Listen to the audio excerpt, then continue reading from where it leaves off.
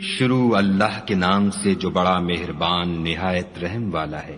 جو چیز آسمانوں میں ہے اور جو زمین میں ہے سب خدا کی تنزیح کرتی ہے اور وہ غالب حکمت والا ہے۔ مومنو تم ایسی باتیں کیوں کہا کرتے ہو جو کیا نہیں کرتے؟ خدا اس بات سے سخت بیزار ہے کہ ایسی بات کہو جو کرو نہیں۔ جو لوگ خدا کی راہ میں ایسے طور پر پرے جما کر لڑتے ہیں کہ گویا سیسا پلائی ہوئی دیوار ہیں، وہ بے شک محبوب کردگار ہیں۔ اور وہ وقت یاد کرنے کے لائق ہے جب موسیٰ نے اپنی قوم سے کہا کہ بھائیو تم مجھے کیوں ایذا دیتے ہو حالانکہ تم جانتے ہو کہ میں تمہارے پاس خدا کا بھیجا ہوا آیا ہوں۔ تو جب ان لوگوں نے کجروی کی خدا نے بھی ان کے دل ٹیڑھے کر دیے، اور خدا نافرمانوں کو ہدایت نہیں دیتا۔ اور وہ وقت بھی یاد کرو جب مریم کے بیٹے عیسیٰ نے کہا کہ اے بنی اسرائیل میں تمہارے پاس خدا کا بھیجا ہوا آیا ہوں، اور جو کتاب مجھ سے پہلے آ چکی ہے یعنی تورات اس کی تصدیق کرتا ہوں، اور ایک پیغمبر جو میرے بعد آئیں گے جن کا نام احمد ہوگا ان کی بشارت سناتا ہوں۔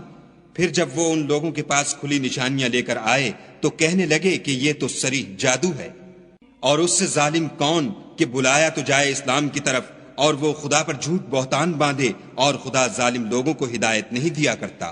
یہ چاہتے ہیں کہ خدا کے چراغ کی روشنی کو منہ سے پھونک مار کر بجھا دیں، حالانکہ خدا اپنی روشنی کو پورا کر کے رہے گا، خواہ کافر ناخوش ہی ہوں۔